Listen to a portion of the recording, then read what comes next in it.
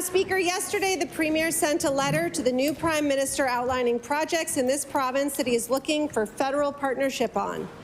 While many of these projects are badly needed for Nova Scotians, there was one that was notably absent: pharmacare. The federal government has already committed money on the table to get free birth control and diabetes medication for thousands of Nova Scotians. If the deal on the table isn't good enough, why isn't the Premier advocating for a better one? I recognize the Honourable Minister of Health and Wellness. Thank you, Madam Speaker. And I thank the member for the question. Certainly the pharmacare deal, we continue to be in discussion with the federal government through the departments, Health Canada and Department of Health and Wellness.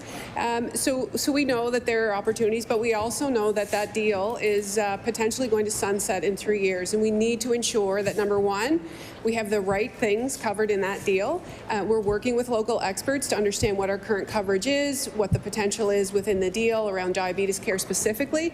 So the discussions are ongoing, but we do have a responsibility to make sure that we have the right deal to ensure that Nova Scotians have access to the care that they need. Thank you.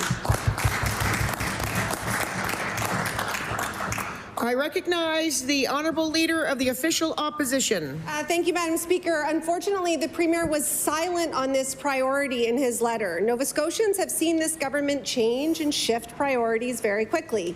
The things they campaigned on last fall were not part of the agenda we've seen here, and nor were many of them part of the letter that we saw sent to Prime Minister Carney. People are left wondering where this government stands on things like healthcare and housing.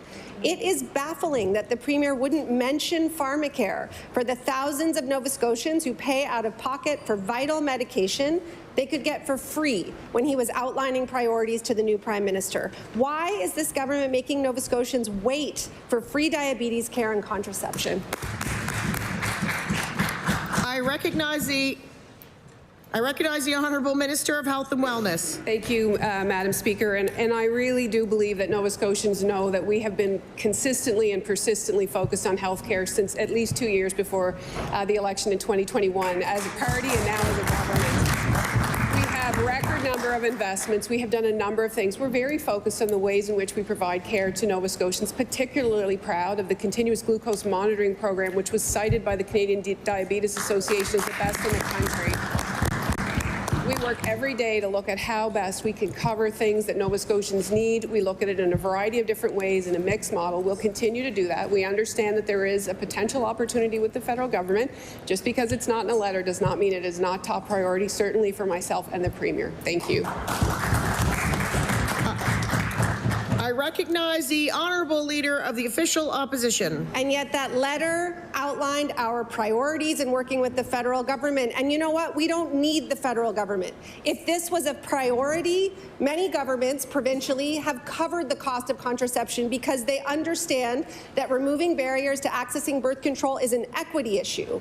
It is well documented that intimate partner violence is a problem in our province, and making birth control free is one of many recognized steps governments can take to ensure that women in coercive and controlling relationships have more options. With this ongoing epidemic, the government must act urgently. What is this government waiting for? I recognize the Honourable Minister of Health and Wellness. Thank you, Madam Speaker. And certainly we understand that there is urgency around a number of different things in relation to the healthcare file. We are not able to separate one part of that agreement from another. That bilateral agreement encompasses both. It's both birth control as well as diabetic care. We need to ensure that we have the right deal, that it's sustainable for Nova Scotians. And it doesn't mean that in future budgets or in future times, if we are not able to sign a bilateral agreement, that we won't continue to expand programs. We have shown year over year we expand where we can. The continuous glucose monitoring, the change in the pump program for insulin-dependent people living with diabetes. So we'll continue to look at our programs and see how best to serve Nova Scotians.